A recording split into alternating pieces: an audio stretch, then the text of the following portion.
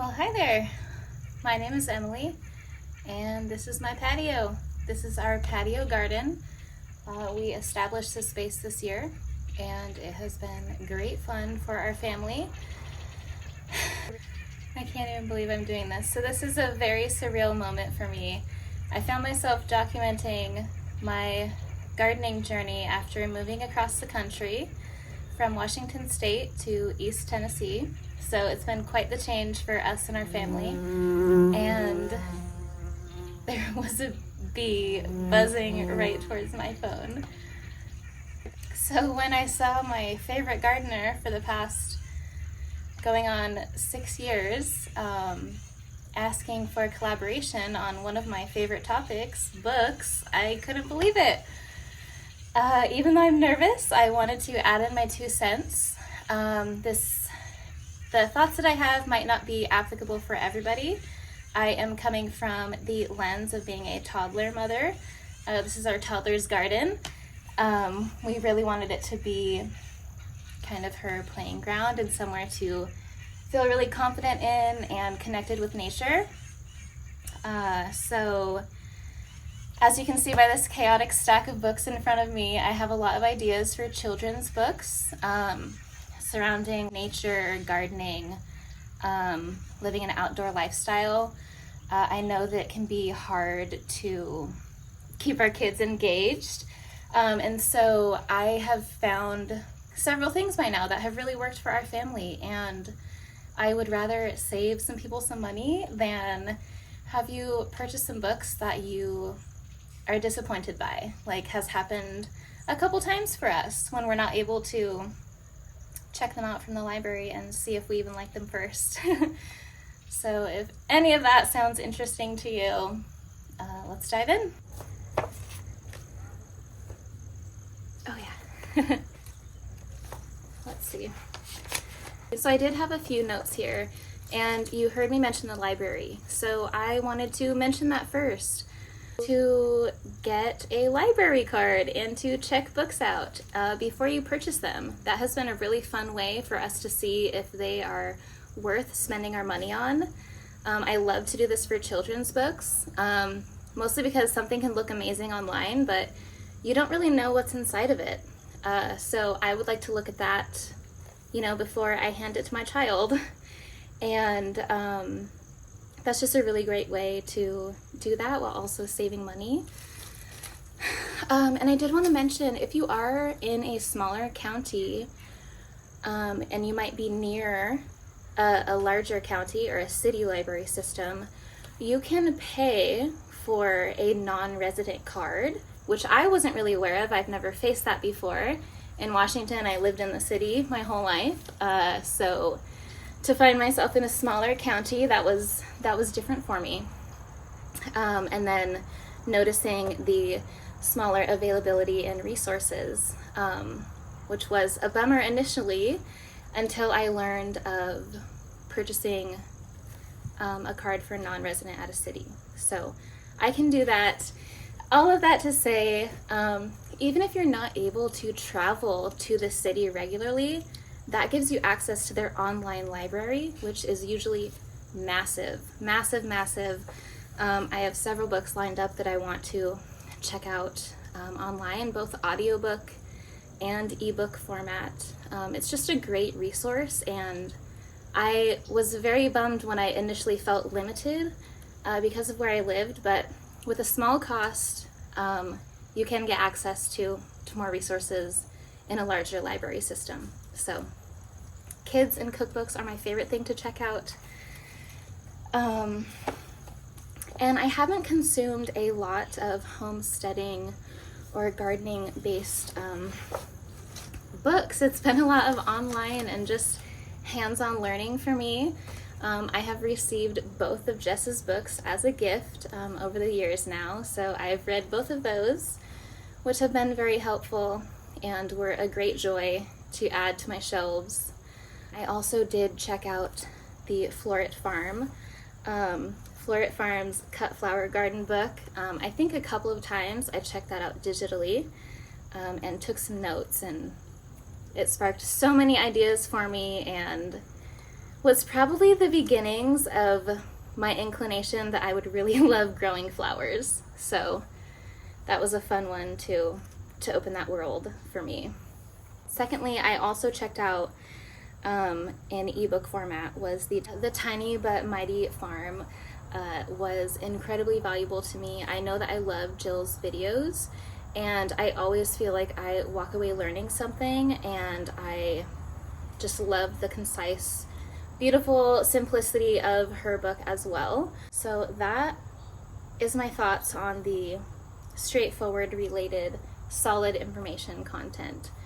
And I did kind of want to shift into talking about some children-related books and resources that we've come to love. I feel like I always need a change of scenery. So this is our tiny patio pond that we put in this year. It's been full of life and beauty, and that was something that sparked so much of all of this for us this spring. And part of that were these wildlife guides. They're called field guides. I originally purchased them for my husband's birthday. He's really into learning about birds since we've moved to the East Coast, since there's so many new animals for us. So I found the Tennessee wildlife one and the Southern Appalachian birds. As you can see, it's very worn and loved. This less than $10 item has kept my toddler occupied for hours on end. Hours and hours and hours. I do have a couple others to show you. Since we did the pond a few months after we fell in love with these, I was like, wow, those worked out really well for our family, and they really held up to the mess and chaos of life with a little one. So I found one that was about pond life, and it shows you just all of the critters and creatures and ducks and birds and fish and bugs, and it's just been great joy. Even my husband and I just look over these for hours, and I just got bugs and slugs for our toddler's birthday, and I just, every time I'm blown away with how long she will sit there just enthralled with this. And I love that it's applicable and we can come out to our garden and find this thing. Butterflies, teaching language. Can you tell I can't recommend these enough? And kind of going along with that, this is, it might have been vintage. I'm getting to my vintage books. This is a Great Animal Search. So this was published in '94, I believe. Let's see. I really do love that kind of thing, and that's the one that I did not write a date on. Okay, yeah, initially published in 1994, so it's been around for a long time, and you can just tell the amount of detail in this book. It shows you hundreds of animals in a scene, from the Florida swamps to the Arizona desert, to a garden in the UK. It's just, again, she has sat here for hours on end keeping herself busy, and I love ones that I also find myself learning from. It just feels really valuable and helps just create a nature-centered family culture.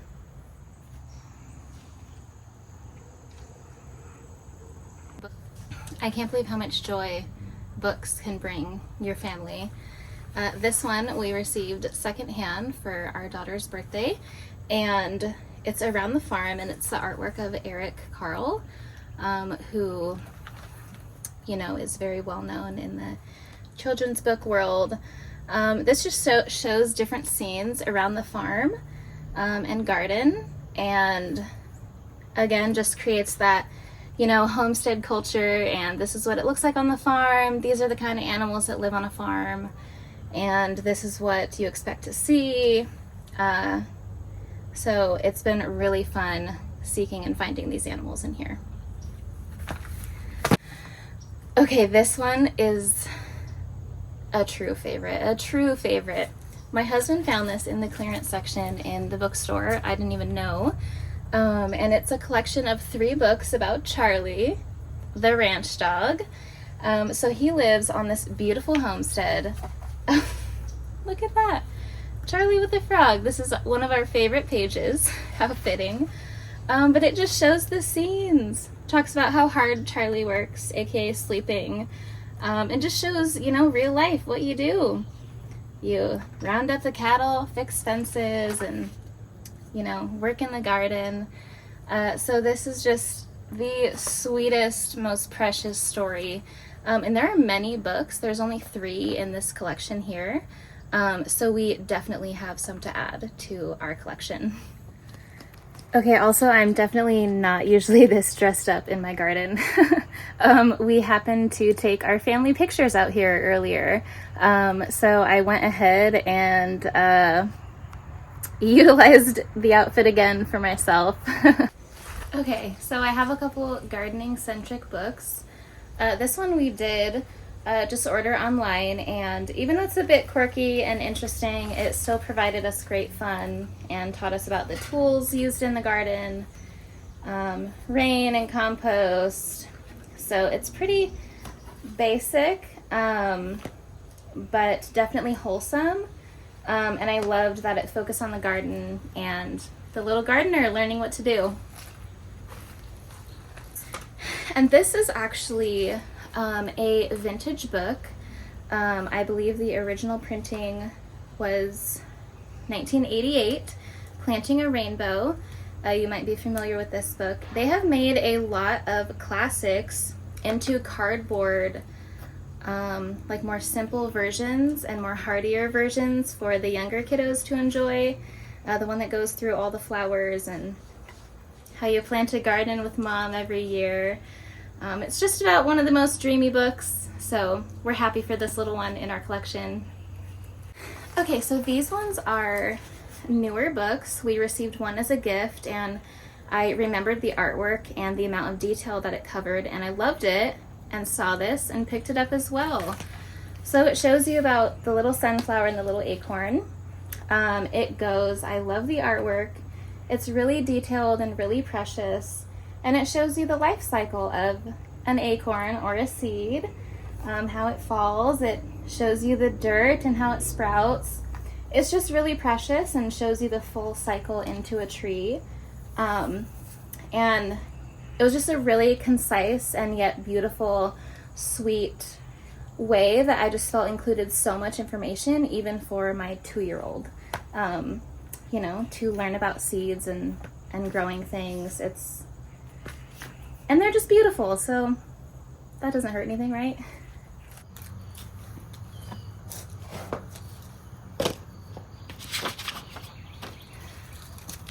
Okay, I love that I have stuff absolutely all over the garden. That's representative of too much about me. That's all right, we carry on. So I wanted to touch on vintage books. So love that Jess was talking about vintage cookbooks. I have a couple I'll show you here shortly. But not only finding quality books, but vintage books is one of my greatest joys. I take it very seriously. I'm very passionate about it because they do not make things like they used to. And one of those things for sure is books, and books that include great information. I think we all know that, and that might be a reason why all of us are here. And so it's just a way to, when we find quality old books, we can just preserve our history, our human culture.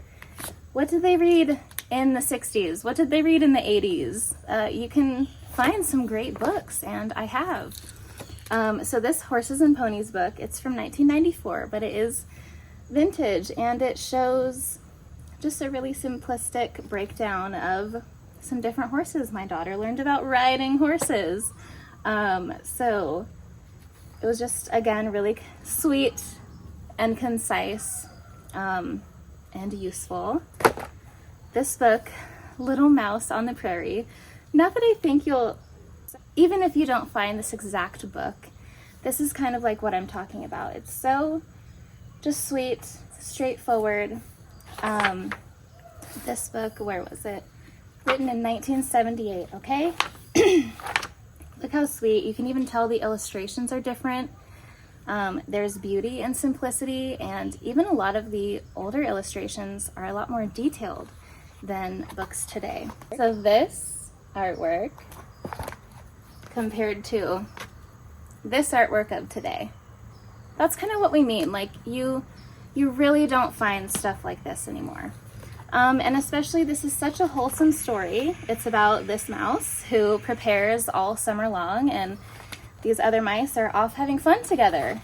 And, you know, by winter, they realized they haven't prepared, and she's huddled up alone. And it's just a really sweet story of friendship and hard work. And I gleaned so much depth from this short children's book. It just was so awe-inspiring, you know, to be humble, that we need community, working hard is good. Just so many lessons packed in this tiny book from 1978. That's why I love old books. Rosie's Walk. This one is really cute, and it's really just kind of like quirky old art. This is from 1987. It's just about this little chicken that you see walking along, you know, with a clever fox trailing behind her. And you see the fox trying to pursue the chicken all the way to hopefully the coop at the end of the night. But even in this artwork, like, there's such detail, and you can tell that it's vintage and just different and unique and beautiful. So go look at some thrift stores, go find some old books. You might even remember some from your childhood. That happened to me as well. I didn't want to make this video an hour long, so please let me know what you enjoy, or if you want to hear any more. Okay, I felt a little bit more normal talking about books again, so thanks for bearing with me. Kind of lastly here, I wanted to talk about vintage cookbooks. Like I was saying, I love that Jess recently talked about one. It reminded me of how I feel about vintage things. I just also want to encourage you to look at vintage cookbooks in your thrift store. You are likely to find some old treasures. This is from 1984, and it's Tennessee Treasure, heirloom recipe collection. It's just a, you know, very straightforward collection of incredible recipes. Have I made everything in this book? I have not. But again, just to kind of show you the possibilities, okay, can you tell that I love thrifting too? I did my fair share in Washington as well. And I do notice that you can find some really neat regional cookbooks. And this is just such a rich area of the nation, Southeast. All of the areas in our nation are rich in culture.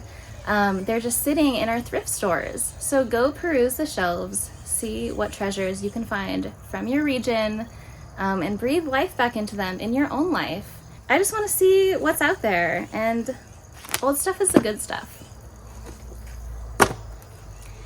Okay, and something like this. This is home done, or I believe it was a church that got this done. So it was community made. They gathered together, organized, and chose to create this country cookbook. This is from 1984. It was 84 and one was 85, but look how sweet and old that is. So 84, the other one might have been 85. From Tennessee, a local church just had everybody submit their favorites: country salad, Watergate salad, 7-layer salad, buttered rutabagas, fritter fried okra, pumpkin pie, banana split cake, cream cheese pound cake. Oh my gosh. It's just so simple, sweet, straightforward. There is no fuss. There is no mixing things up. There is no being unclear about measurements or instructions.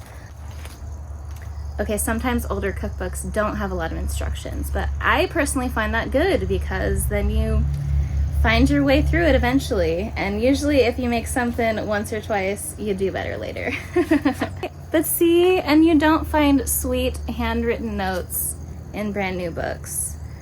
I'm gonna leave this right here because I think this is a note for one of these pies to add, to use extra crunchy peanut butter. So I'll have to get back to that. But it just represents kind of the idea of what I'm trying to communicate, you know? And I can't thrift everything on my own, okay?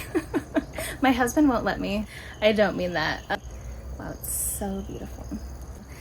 We need all the help we can get preserving our history. It just takes a little bit more time, a little effort, a little intention, but it's there waiting for us. And I'm just really curious to see what you guys find. What have you found that might not even be available anymore? Let's talk about it. Okay, I forgot I made that comment about receiving, I forgot I made that comment about receiving a gift secondhand, and I said that because I love that. I think that we should be doing that more, giving vintage and secondhand gifts, as well as homemade and handmade gifts. This community might already be giving gifts like that, but I just think that we should be doing that more. And definitely thrifting, like if you don't find a book that you're interested in, maybe you find one in a subject area that your brother or your aunt is interested in.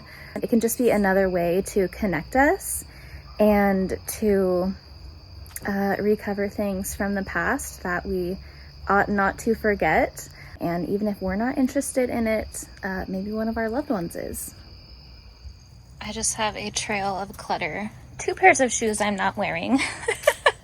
And all of my books. Oh, hey, and this is our little makeshift sand pit. So this area will be probably getting some attention soon, but it has been a lot of fun. This guy just is not quitting tonight.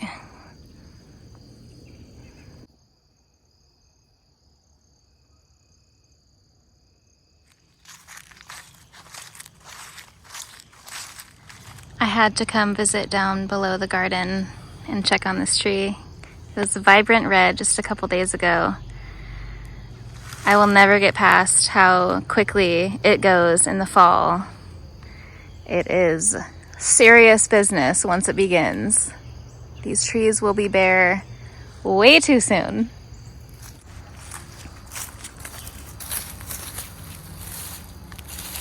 Okay, I feel like I've shared a lot. I hope you found that interesting or useful in any way. I enjoyed talking about it. I know that I've just noticed a change in quality, so it's good to hear that others have as well. That it sounds like we need to be more proactive in preserving the quality of what's available to us than maybe we previously thought. So thanks for listening to all I've had to say tonight. I have plenty more ideas. I have good night books, touch and feel baby books, a lot more vintage books that I can talk about, but I wanted to make sure anyone was even interested. So if you are, let me know and we can get back to it. Otherwise, go ahead and share some of your favorites with me. Yeah, I hope you found beauty and inspiration. Thank you.